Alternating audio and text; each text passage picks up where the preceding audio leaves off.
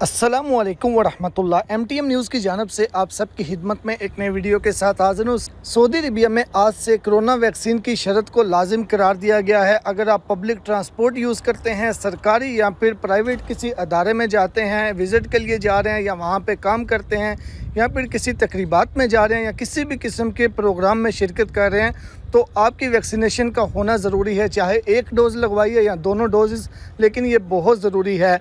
ये याद रखिएगा, अगर फॉर एग्ज़ाम्पल आप किसी ऐसी जगह पे जा रहे हैं जहाँ पे जो गेट के ऊपर चेक करने वाला नहीं बैठा हुआ, बाई चांस आप अंदर चले जाते हैं, उसके बाद कोई भी अदारा जो इसके रिलेटेड है वो चेकिंग के लिए आ जाता है, तो ऐसी सूरत में आपको भी भारी जुर्माना और सज़ा होगी और आप जहाँ पे एंटर हुए हैं उनको भी जुर्माना और सज़ा होगी।